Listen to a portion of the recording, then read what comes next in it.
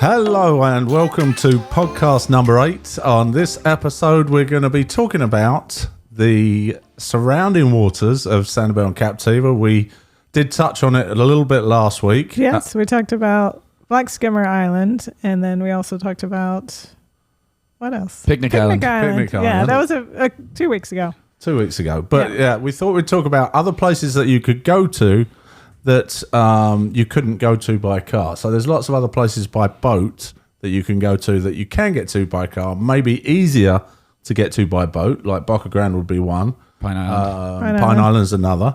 They're good places to visit by boat, but you can get there by car. It would just take you a long drive because there's no quick way to get there. But we're not going to talk about those today. We're going to talk about the islands that you can only get to by boat or places that you can only get to by boat. Right, because the two we mentioned, well, I guess the Black Skimmer was uninhabited. It's only for the birds. And then Picnic Island you can visit, but these are undeveloped. Undeveloped, right. Mm-hmm. So these are developed places. You can go and visit. You spend the day. There's tons to do. And yeah, so you could basically, these places you could either go by charter or you could go and rent a boat from one of the local renting companies. Yeah. So let's start. Which one are we going to start on, Max? So we're going to start with North Cap, which is the southernmost islands of the ones we're talking about today, and the nearest to where we are, obviously, Sanibel Captiva. So North Captiva was Redfish Pass is the body of water that divides Captiva and Upper Cap, or North Captiva as they call it. Right, so they have two names, either North Cap or Upper Captiva, or Upper Cap. If you're a local guy, if you're a local, they like to call it Upper Cap. Or North Cap. Right. But to the rest of the mere morsels, it's going to be North Captiva. Yep. So you can see Sanibel Captiva, and then North Cap is right here. Right, and obviously actually, waterlocked. North Cap used to be connected to mainland Captiva. Well, I think you should say, if you look at the Barrier Islands, most of the bridges that reconnect these islands together, or passes that go between them, all the way up to Tampa, most of them have been formed by hurricanes at one time or another. Tides. And even in recent times, there's been a few added, like Upper Cap and North Cap was divided again in a hurricane that we were here for in 2004. Charlie. Hurricane Charlie, when we lost a roof on our house. Yep. That had Upper Cap or North Captiva ended up getting divided in two. But if you has it since come back together, or is it still divided in two? No, it's rejoined together. So Mother Nature has filled the currents and everything have filled the sand back in. But there was a pass that was navigable by a boat between the two. Yeah, but it's since filled in. Right, but North Cap and mainland Captiva have been. I think it was in 1926. When the hurricane, I have to double check that created the Redfish Pass. There may be a trivia question about that later. Oh gosh, okay. And let's just say that Max was saying that was the most southerly point, but before North Captiva... one thing I was going to say about that, they're actually, I forget their names too, I'll have to look it up. There was a family that owned all that land that was eventually destroyed. I mean, what a bad lot that is. Oh, the north side of North Cap got destroyed, right? Well, they owned the land where Redfish Pass is now. Oh. It was like the Milkies or the Wilkies or... between North Cap and Captiva, they owned all that. Right. And they just got so they like homesteaded. Non-existence. Right. They homesteaded out here, and then that was their plot of land. They were developing, farming or whatever, and then a hurricane came through and bang, no more land. Oh my God. Yeah. That's pretty unfortunate. Yeah. And actually, before we go to North Cap, Max was saying that's the most southerly point, but there is a body of water before which we've been talking about, which is Redfish Pass, and that would be somewhere that I would suggest going by boat. It's absolutely stunning, magnificent fishing, super deep for the area. Yep. And it goes down to about 26 feet in the middle, which is fast-moving water. So therefore, fish love it, and you can't really. If you're lucky enough to be staying at South Seas Island Resort, there's some properties called Land's End. They're beautiful. Yeah, Land's End Villages, and they overlook that absolutely fantastic. It's got a fantastic view, so you could stay there and see it. But if you're not staying at South Seas Island Resort, then you really can only see it from the water. So that would be the first suggestion, is to check out Redfish Pass. Right. Yep. And it joins the Back Bay, obviously, with the Gulf of Mexico. So moving on, going up to North Cap or Upper Captiva or Upper Cap. I mean, I just went through Redfish Pass. You take Redfish Pass to go from the inland to out to North Cap on the outside, and we docked up there for a day and just hung out in the water there, and it's all uninhabited, so it's super cool, beachy in that area, that south side of North Cap. Right, and the water is usually blue water, crystal clear, just beautiful, stunning, and very quiet beaches, very super quiet. The actual part North Captiva, from here on in, we're going to refer to it as North Captiva, although it's got several names. But North Captiva is basically developed at either end of the island. So there's the northern tip, which is heavily developed in a loose sense. Well, I was going to say heavily. It's not heavily developed. Right. There's a few houses at the top, and then there's a few houses on the southern end, and there are a few in between. But if you want to be general about it, it's sort of developed. I think the center of the island is actually protected land, isn't it? Yes, I think it is. So it can't be developed. Right.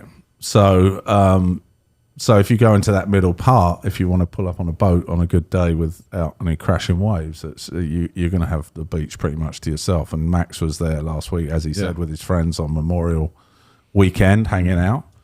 And it's a super cool place to stop. Yeah. And then there's a restaurant that you can dock up to, right, as well, on the north side of North Cap. Yeah, there's a couple. There's Barnacle Phil's. Is it still called? It's not called Barnacle. It's called Mainstay, I think. Mainstay's changed names. But right. It was Barnacle Phil's for the longest time, but now just recently, when we were there last, it was called Mainstay. There's a couple of restaurants, and then there's another one that's right next to it. And if you go in by the fish house, you'll be able to see it. But we'll put the links in the descriptions below to show you how to get there. And there's dockage there for if you want to stop for lunch. Right. So there is the restaurant, and then upstairs there's a little souvenir shop and an ice cream store. So it's gone pretty upscale as well. They got a nice open air bar there. And, no, the bar was super nice, and the picnic tables outside that you can sit. They have inside too, but we sat outside, and the picnic tables are covered with a shelter. Waiters come out and bring, it's basket food mostly. Yeah, but very good.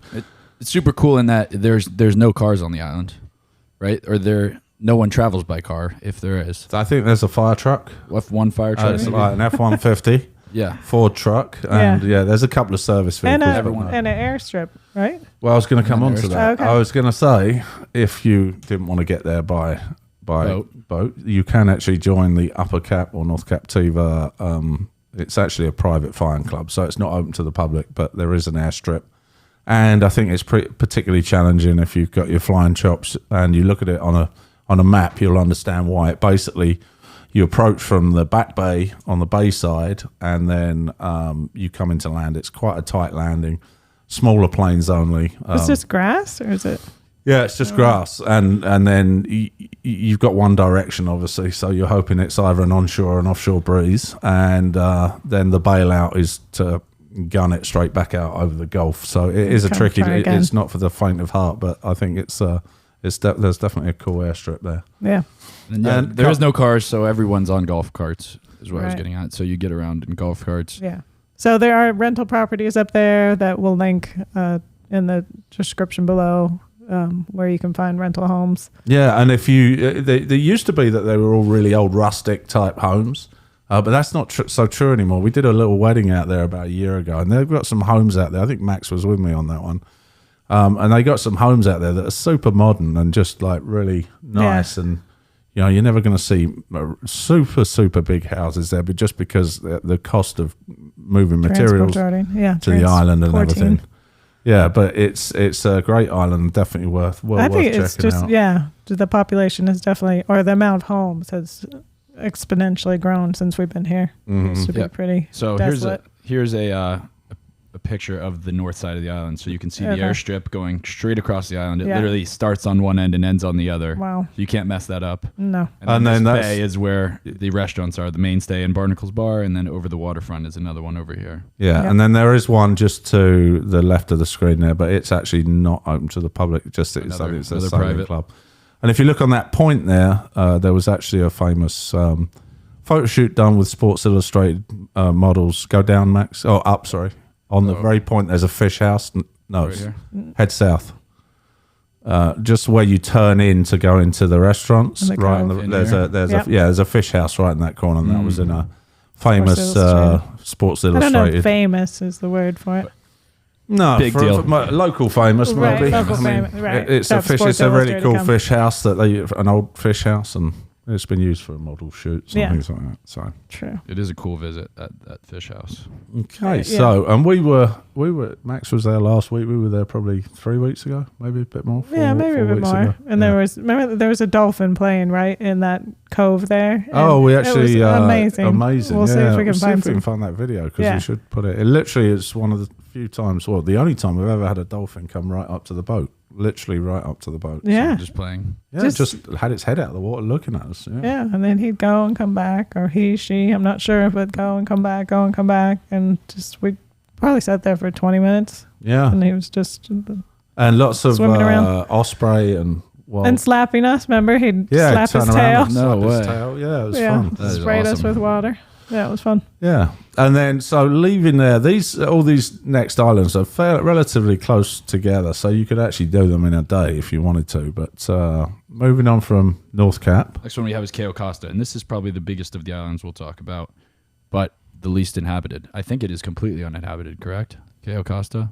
Save for no, I there's actually a private end to Chao Costa, and Is that right? And then part of it is it a state park? It's all. believe? I think it's majorly state park. I think it's 2/3 is state park, and then I think a third may be privately owned. But Yeah. I think the southern end of it is privately owned, and then the rest is state park. And then of that state park, I think part of it is closed off to the public because the state park employees live on a small portion of it. Right. Yeah, and on the state park, it's good for like just a day trip because you can go there, camp overnight, and then I think there's 12 primitive cabins, Right. and then 30 tent spots. Okay. So and I we've just looked that stayed. Do you remember staying there, Max? Yeah. In the cabin. Primitive. Primitive. Yeah. Yes, it was very It primitive. is literally wood boards. Yeah. No air conditioning. I think it was just bunk beds that we had. You have to bring all your own linens, cold showers that we had, but we had a good time. Yeah. Hey, just going back really quickly, there's something that I did think of. Now, this trip is also possible. There's the obvious places to, obviously, you could bring your own boat. And we will be, just not to get too far away from it, but we will be doing a whole series on actually boating in the area, being avid boaters ourselves. But you could get boats from any of the usual places that we've mentioned in previous media outlets. But you've got Jensen's, you've got different places to rent them. But there is actually, if you stay on North Captiva, there is actually a whole boat rental place there. A friend of mine, Mateus, owns a company out there. And so you can, if you wanted to rent on North Captiva, it's actually a great place to stay. And if you rented a boat there too, you could do all these trips from North Captiva itself. That'd be awesome. And you could do the reverse and go back to Sanibel and Captiva and visit there. So that would be cool. we'll put a link to that in there as well. So sorry, going back to... All right, we're back to Chao Costa. So let's just show that on the map where that is, Max. Yeah. So, like I said, it's a lot of it is state parks. You see, it's a lot of green. You're right. There is some houses down here on the south tip. Right. But you can see if I zoom out here, this is North Cap directly below, and then Captiva. And then It's just 3 in a row. the big long line in between that and the mainland is Pine Island. That is Pine Island. So this is all Pine Island Sound, correct? Yeah. Yep. And then on the further east of that is Cape Coral, and then on the south side of that is Fort Myers, south side of the Caloosahatchee River, just to give you Just to Get give your you bearings. get your bearings. Yeah. Yeah, so Chao Costa, we took our family out there for a long weekend. I had rented one of the cabins, and the cabins you have to rent like a year in advance, and you have no idea what the weather's going to be like. You just pick a weekend. So I picked a weekend, I think in March, and unfortunately we had some bad weather. Yeah, and you have to pick. It's not somewhere I'd maybe recommend unless you're taking screened enclosures and stuff. It might not be the best in the summer just because A, the heat, and B, the bugs. It's not sprayed out there, I don't believe. So No. so we had one of the tents, and it's For one actually of the cabins. one of the cabins, but it's actually quite a hike from where you bring your boat in. We took our boat and all our equipment on our boat, but we came later at night, and the trips from the day from the trolley had stopped. Right, there's a tram service that you dock at the marina, and then you load all your stuff on this tram.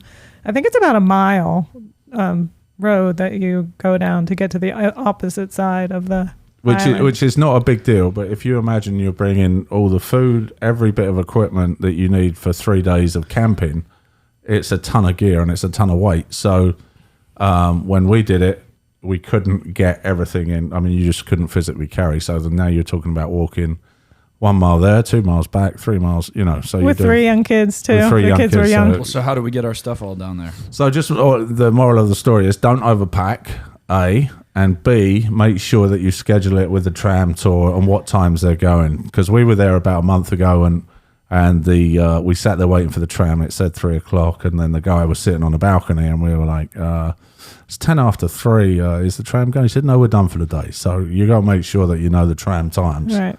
So basically, what we did, we commandeered a golf cart that just. I wasn't going to mention that. Yeah, we saw the keys were still in the tram, so we ended up causing a bit of stir on Cabbage Key Costa, didn't we? Because we stole the golf cart. Liberated, I would say. Right, but we did return it all in one piece, and they were not happy with us. No, but we weren't getting all that stuff down there without it. No, but at the end of the day, we had a great. I mean, it was definitely a memorable weekend. I would definitely recommend it. I mean, if you want to talk about, I mean, it's not real roughing it because you've got a cabin with shutters and everything. But I mean, talk about after the day trippers of boat people and everything have gone. Talk about having a remote, beautiful beach to yourself. It's absolutely stunning. And there are state park employees. They had a bonfire circle that we went to, and they played their guitars and sang songs. I don't know if they were state park employees or volunteers that come and like you get at RV not campgrounds. State park. Yeah, you're right. You're the volunteer family that stays for free but becomes the camp entertainment. Commandant. Right. They probably had to clean the bathrooms and stuff, but they brought out the guitars, sang songs, so that was really cool. Book in advance though, so you want to be looking for those in between months, so February, March, April, maybe a bit into May, and then the other end of the season, sort of skipping past hurricane season maybe is October, and remember, October, November. The people that were staying in the cabin beside us, they didn't come that night, and then we found out the next day that they had come so late that they ended up just spending the night in their boat. Do you remember that? Yeah, I think they ended up running aground behind us. Oh, that's right. There's a big. Just check the waterways when you go in. When you approach the island, there's an island right in front of it, and without going into too much detail, you can approach from the south or you can approach from the north. I didn't think you could approach from the south, but a boat was heading that way in front of us, and I followed him and watched him run aground. So I did the decent thing and turned around and left. And I thought he was barely aground, but so we did a big loop, headed back north, and then came back south again. And that way is the water's a lot deeper. And we got in, and he ended up. We didn't realize, but the guy ended up on his boat all night. And it was a small boat, waiting for the rudder to. Yeah, he had to get the waiting for the boat to float again. Now, if I was a decent person, I might have gone back and checked, but I didn't actually think he was in that big of trouble. But no. So. But anyway, be aware of that. And we were coming in at night, so it was a little bit trickier. So next up, we have, if we're moving inland, I'll show you right here, Cabbage Key. So this is Chao Costa and North Cap. Cabbage Key is actually right here on the inside of Chao Costa. So it's a much smaller island, you can tell. But I'd say it's more developed than Chao Costa. Right, because it's owned privately. Yes, that's right. Yeah, we stayed there with Mike and Amy, our brother-in-law and sister-in-law. And if Mike and Amy are watching, leave some comments below if they can see what they thought of it. But we thought it was thoroughly fantastic. We visited. It's mainly visited a day trip there. Mm-hmm. They have it's famous for its cheeseburger in paradise. But there are cottages and cabins and on the island, and we stayed overnight. And you need a boat to get there, obviously. And but I would thoroughly recommend it. We stayed in a little cabin as you approach. Right, just as you come in, it had its own dock, and the cabin was literally right on the water. Yeah, couldn't get any closer. We unloaded the boat 15 yards from our back door. Yeah. And fantastic. We stayed overnight, had a fantastic meal. I think it was called Tarpon Lodge. It's one of the first ones on the left-hand side as you approach. And it actually used to be a tarpon research. A scientist used to live in there and do research on tarpon.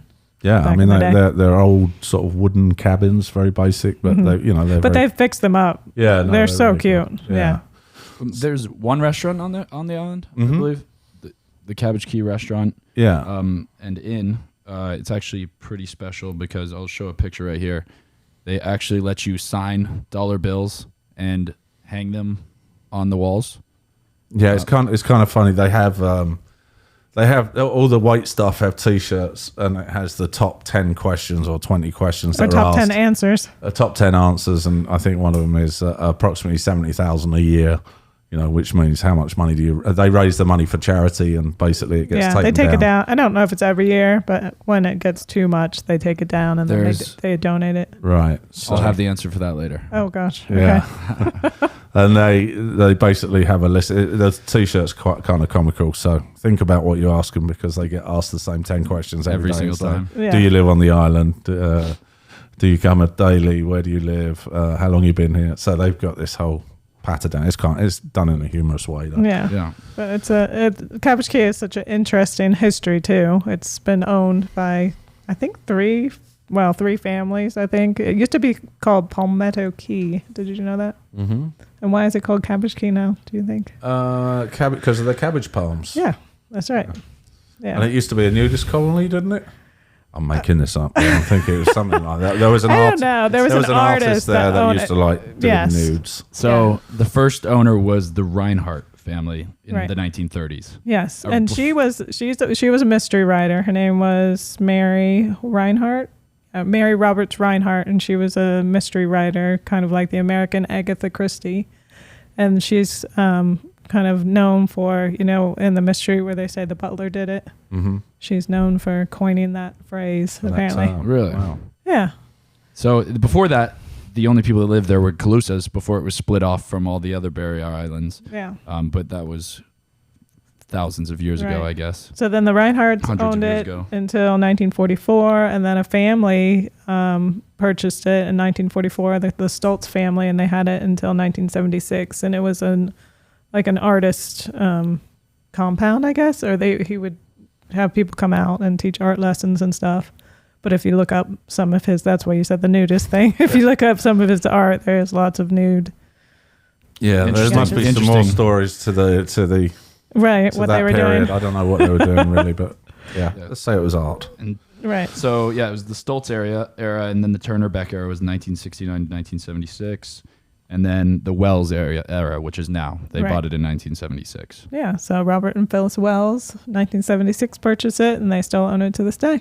Yeah, so you go there. Typically, you're more up. They have we've good friend David does is the marina, or the, what do you call it, the dockmaster. Dockmaster. And basically, they'll get you to a spot, and typically it's famous for its cheeseburger in paradise. If you know anything about Jimmy Buffett, the rumors are that it was what the song was written about, but it wasn't. Right. There's a whole story about it. If you go in there, the bartenders and people in there will tell you all about it. Right. But another question they get asked all the time. Was cheeseburger in paradise written about Cabbage Key? And according to the bartender we spoke to, it was not. No. I guess Jimmy Buffett was in town in Fort Myers and it came out to Cabbage Key, I think, and invited the owners, and they went out, and he played Cheeseburger in Paradise for them, like in tribute, but yeah, he had already written the song. Yeah. Jeez. But anyway, it's a good story anyway. Yeah. But it's a really old sort of dark wood interior, lots of tarpon and stuff on the walls. Yeah, it used to be a private home. Yeah, lots of history. The Reinhardts built it as a private home, and then when the Stoltz took over and made the artist compound, they turned it into guest rooms. Anyway, because of fire risk, don't expect any French fries. Nothing's fried. They have really everything's grilled. So I did not know that. Yeah, and then they have a water tower that you can climb. That's cool because you get a good view of the island. Mm-hmm. And then there's a walking trail that you can walk, and it's signed and stuff. So it's a really great trip. We actually did a whole video about it on video. We got a new camera and we videoed. We stayed there overnight and we did a whole video about it, but the camera wasn't working properly. Oh, so shame. We've got to go back again. It's a good excuse to go back. Yeah, definitely. So next we have Yucatan. So Chao Costa's here. Like I said, inland is Cabbage Key, and then Yucatan is right in here, about the same size as Cabbage Key. And you guys spend a lot of time there, don't you? Yeah, absolutely. We do. In our other life, we are photographers, and I do real estate photography for a friend of mine, Rogan White, and he's a realtor, and he's on the island daily, and we do a lot of photography for them. So we end up staying out there quite a bit. If we have more than a couple of homes to do, we'll stay overnight. And last week we were up there photographing one home, and then 2 weeks before that, we were photographing another. And it's great. It's a great day out for us because we love boating. We love getting out there. So we'll go early, leave from our house. It's about an hour run from where we live on off the Caloosahatchee. And we normally do some work, hour or two of work, a couple of hours of work, and then we'll make a trip of it on the way back and stop somewhere like Cabbage Key or Pine Island or Matlacha or one of the restaurants and just make a nice day of it. So we're there an awful lot, and we do know a fair amount about the island because we spent a lot of time there. But it's a private island, so you can't just rock up there. Don't think you're going to pull up.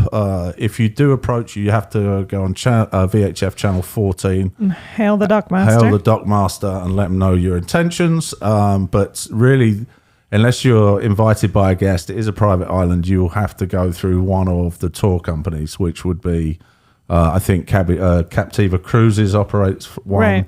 There's one from Pine Island Sound. But we'll put a list of different tour operators that go there. Right. And there's tons of rental properties over there if you did want to stay there. Right.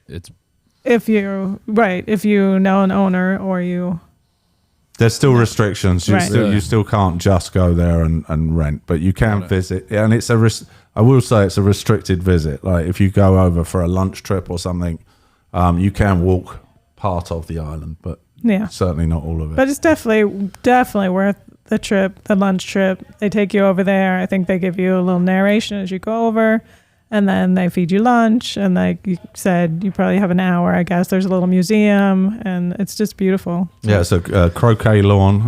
There's a croquet lawn there that you still have to wear your croquet whites to play. Really? There's a lot of tradition on the island, and they have little sailing boats, and I can't remember the name. They're a particular brand of sailing boat, a particular class. They're probably about under 20 feet, I would guess, and they're wooden, maybe not wooden, but a traditional sailing boat, typically crewed by two people, and they always, every Sunday, I think it is, they have a race around the island. And it gets, we went on a race, we were invited. We were in a powerboat. We were in a powerboat. One of the island residents invited us to come and watch from the powerboat, and we took pictures, because we did pictures for the website of Yucatan. And they take it very seriously. There's some serious sailors. Like there's people at the back just with their grandkids, or they're just having fun. But then you might get 20, 30 boats in season in it, and the top 4 or 5 boats are seriously competitive. Yeah, really? That would be us. Yeah, exactly. Yeah, that's serious. Yeah, so Yucata's definitely worth a look. Absolutely stunning sort of home surrounded by the tropical foliage, plants, great little canopied pathways, a huge banyan tree. Right, the banyan tree is amazing, but they have it's called the pink path, and the sidewalk is actually, they have it painted pink, and that's where golf carts are not allowed to go. Right. On this pink path, and then it's all, someone from Yucatan has sign written and they put stakes in the ground, and they tell you what the trees are that you walk past, so if you're interested in trees, so. And they have the main restaurant is the Collier Inn. Collier Inn, and that's a beautiful stairway leading up to. It used to be a private home. private home, and it's just one of those buildings you walk in and you hear the wood creaking on the lots of panelled walls. A great atmosphere if you want to go in the bar there, or if the restaurant has some pretty old traditional wallpaper. Yes. But it's like in keeping with the history period of it. Right. And then there's... And actually there are a couple of rooms above the... there's hotel rooms. Hotel rooms up there. And are they open to the public, or I think you still have to have some sort of connection? Yeah. Really? Yeah. That's wild. Yeah. What else? They have a butterfly garden, which is cool to go to. Yeah. And then just, again, there's golf carts. But if you've got any inquiries about memberships on the island, you can become a member. There's a lot. Our next door neighbours are members on the island, and I'm not going to quote a price because I don't know what it is, but it's the price of a golf court, of a golf membership. If you want to be able to go out there all the time and you live within 30 miles. Because there's a swimming pool you can use. There's the restaurant. It's not bocce ball. Is it bocce ball court? No. Yeah, there is a bocce ball court there as well. Yeah. And lots of local people will go up there in their nice boats and stay in the marina for the weekend and use the restaurant. So if that's something you're interested in, or if you're interested in renting or purchasing a property, get in touch with our friend Rogan. He will do an absolutely stellar job, and whether you can or can't go there, I'm sure he'll be able to let you know. But even if you want a tour, I'm sure he'll be able to help you out. Yeah. Yeah. All right. Well, in closing, I have a few trivia questions for you guys. Oh, Max, this is my favorite. Oh, I know. I have one for the two of you. Okay. First. Wait, you go first. Okay, so... You better not have copied any of my questions. I Max, hope I didn't. first one to the bell. Okay, I'll get over there. So, Baron Collier, who's Baron Collier, Nick? Do you know? Yeah, landowner. He was a landowner, one of the richest guys in Collier County. Yeah, well, it's named after him. Collier Landowner railroads. Right. Right. We're in Lee County. The county south of us is called Collier County. It's which named Naples is part of. Right, which is named after this man named Baron G. Collier, and he was He was the largest landowner in Florida at one time. So anyway, this is the trivia question. His middle name is G, so it's Baron G. Collier. What does G stand for? G-Man? Gangsta. Yeah, gangster, big G. Wait, no. Gerald. That would be his first name. No, his first name is Baron. No, Baron is the name for a landowner, isn't it? No, that's his name. Are we sure about this? Yeah. George. Baron George. G. Collier. George. So Max Garrett. is going with George. What are you going for? Grant. Baron Grant Collier. Yes. His middle name was Gift. No, it wasn't. Oh, that's just Is he gifted?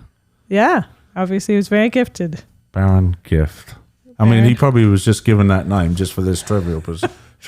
It sounds very fancy, doesn't it? It does. Baron Gift. Collier. Am I crazy in thinking that baron is a word for a land baron? No, it is. I think they had big expectations for Baron. And he was. If you put it became a out land there, you baron. become what you know. So they just called him Baron, and he became a Baron. Too bad we That's- named you Max. Yeah. Yes, we should. Yeah. We might change you to Baron Yeah. or It's Big not going G. to get me anywhere. Big G. All right, I'm All ready right. for the trivia. Yeah, you better be. All right, you both have Sharpies. You both have no bell this time. We're getting serious. Okay, All right, we have 4 questions, so make sure you leave space for all 4 questions. got it. I'll put 1 to 4, Max. So we've talked about this earlier in the show. Okay. Every year, Cabbage Key Restaurant donates every dollar dropped from their walls to charity. Oh, okay. Oh, drop. is Yeah, every it's year. dropped. They don't take them down. They fall. Oh. The tape is obviously not permanent. Right. About how much money is dropped annually? Okay. This year, they donated to COVID-19. Fun fact. Ooh. I did say a number earlier, but I'm not sure it was as much as I said, so I'm going to put a different number. And actually, when they have recently stripped every wall recently because it was becoming a fire hazard. Right. So although they don't normally do that, when we were there was very little on the walls. No, there's quite a bit. There was quite a bit. There's All lots right, on the let's walls. go for it. Okay, next. Okay, are you want to go? No, let's just should I do give you it. the answer? Yeah. Okay, so here we go. Mom, 10,000. Dad, 30,000. Okay, we actually have a tie, so it's 20,000. So mom gets a point because she didn't go over, but $20,000 every year year. get dropped from the wall. Wow, so that think shows about you how how much is many- getting put up. Yeah. How many people visit. Yeah. Awesome. So that's pretty insane. All right, North Captiva Island.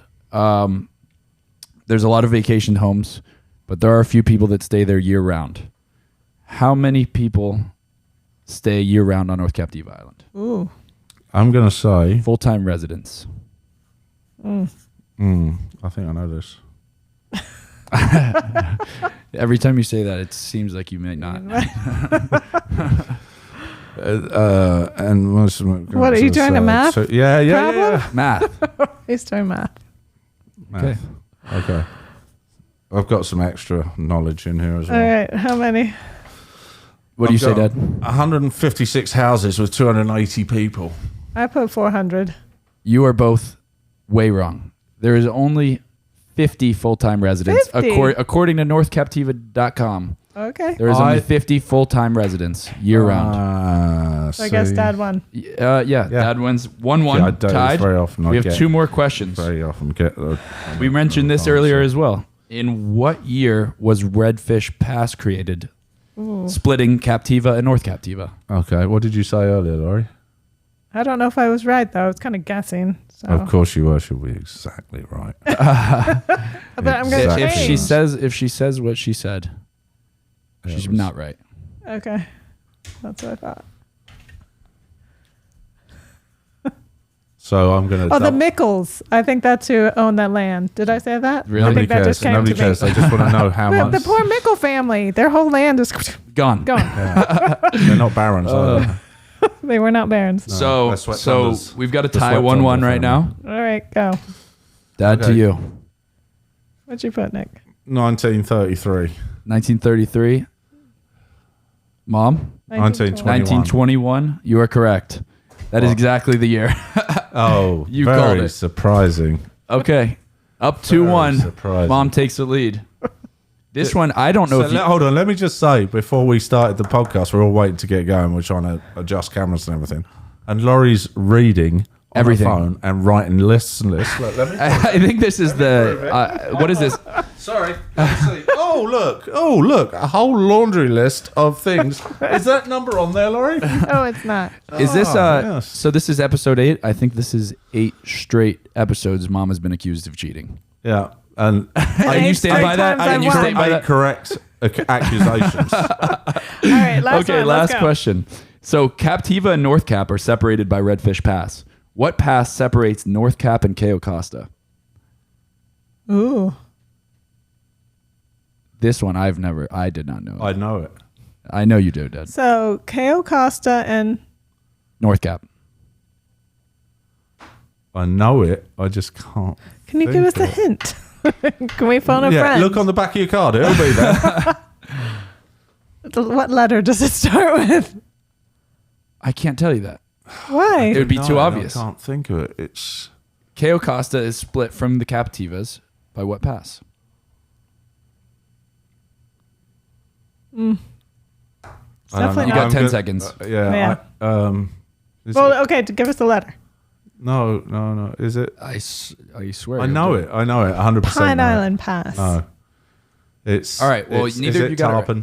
Tarpon? Is it a It fish? begins with C. Captiva Pass? No. Is Yes, it Captiva Pass? It's Captiva Pass. Dad, I don't think Okay. you got that. I No. think I gave a few hints. Mom wins this episode 2-1. No, I think I got it. You did? Yeah. So that's a draw. Okay. I'm against two people here. Dad, the we'll one give that you the cheats draw. and the one that's always biased towards his mother. We'll give you the draw, Dad. Okay, thanks. Well, that's a miraculous result for me. I've never come with a draw, so I'd just like to thank my parents and everybody that's known me for all these years. Oh, my God. Thank you. Yeah, I'd like to thank everybody for joining us on this episode. Please share the word. Let everybody know what we're doing if you think they might be interested. And please get involved. We'd love to hear from you. Write in the comments below if there's something that we've missed that we, quite possibly we have. People that know about camping on Chao Costa. Chao Costa, If you've yep. got any experiences, please share them. Anything else you'd like to see regarding boating? We are going to have a boating series coming up, which is more about navigation and boating in the local area. We've got some great guests coming up. So just like to give a shout out to our sponsors. We wouldn't be able to do it without them. We've got Spoondrift Island Bowls, a great Woohoo! place for takeaway and to go. Okay. We also got GatorBites Tail and Ale just off the island, just the other side of the causeway. You can get obviously eating gator. You can't beat that. And then we've also got Breakaway Vacations for all your vacation booking needs. And Best Western Hotel is a new supporter of the channel. They're on Fort Myers Beach, but they love the local information, so they're going to be subscribing with us. So yeah, thanks very much. Please get involved, and we'll see you on the next one. I'm Nick. I'm Laurie. I'm Max. Have a good one, guys. Thanks very much. Thank you.